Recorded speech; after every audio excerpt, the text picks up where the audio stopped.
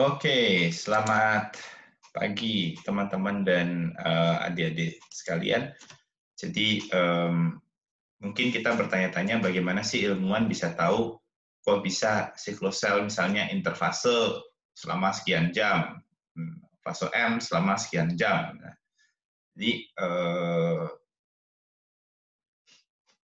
itu mungkin adik-adik teman-teman pernah bertanya-tanya. Nah, jadi pada video kali ini saya akan menjelaskan bagaimana cara menentukan lamanya masing-masing fase pada siklus sel menggunakan metode thymidine incorporation.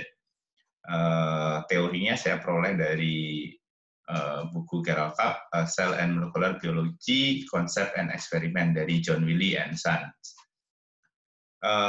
Bagaimana sih prinsip dari metode ini? Jadi kalau kita lihat di sini, ini memanfaatkan data bahwa thymidine adalah bahan penyusun DNA dan thymidine radioaktif itu akan dipergunakan oleh sel-sel yang aktif mensintesis DNA pada fase S. Nah, kemudian selama fase M, kita dapat sel-sel fase M itu dapat dibedakan dari sel-sel yang berada pada fase G dan fase S, ya kan? Jika kita melakukan pengamatan pada mikroskop cahaya. Oke, nah itu 3 prinsip utama, dan kemudian bagaimana teknisnya. Pada metode ini ilmuwan menggunakan kultur sel yang tidak seragam atau unsynchronized istilahnya. Nah, kultur sel ini kemudian dikultur dalam media yang mengandung thymidine radioaktif.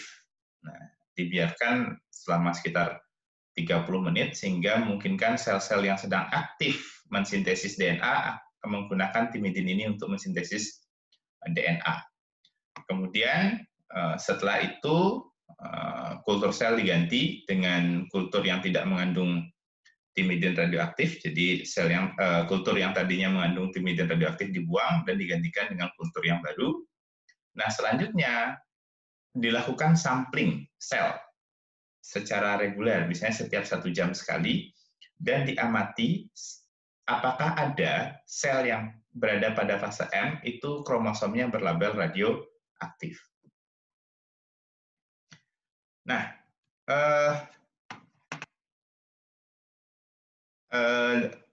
suatu pengamatan ini adalah waktu. Oke, ini waktu. Nah, kita bisa lihat pada awal proses pengamatan, jadi sesaat setelah thymidine incorporation, kita bisa melihat tidak akan ditemukan sel pada fase M yang berlabel radioaktif, karena semua sel yang tadi menyerap thymidine radioaktif itu masih berada pada fase S.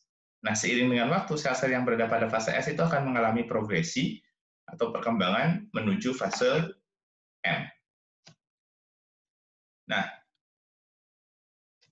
oke, ketika ada sel yang sudah sampai ke fase M, maka kita akan mulai melihat ada sel yang berada pada fase M dan kromosomnya berlabel radioaktif. Nah, selang waktu antara dimulainya pendedahan radioaktif sampai ditemukannya sel pada fase M yang berlabel radioaktif, ini menandakan lamanya fase G2. Jadi ini melambangkan namanya fase G2. Oke. Atau ya waktu yang dibutuhkan dari fase S menuju M kan itu adalah namanya fase G2.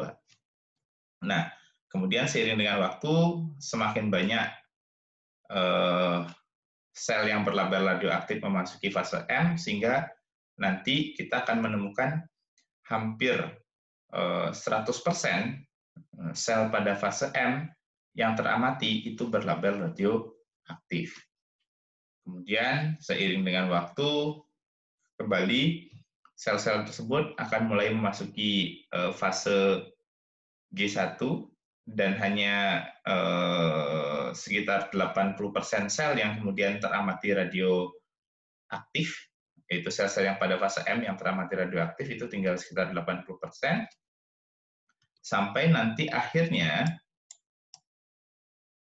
seluruh sel itu sudah keluar dari fase S.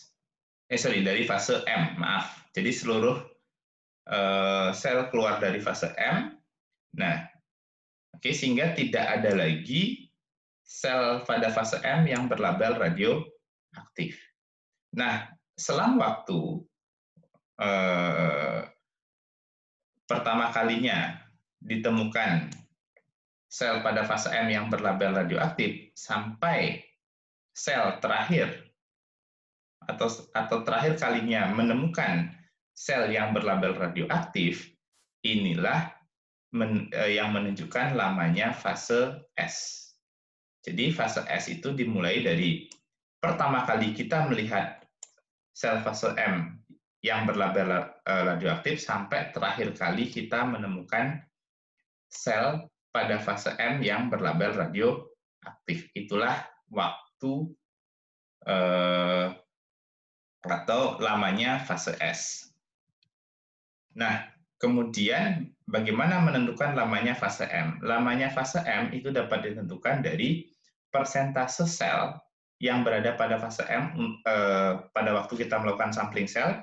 Jadi kita cek berapa persen sel yang berada pada fase M, kemudian dikalikan dengan lamanya siklus sel.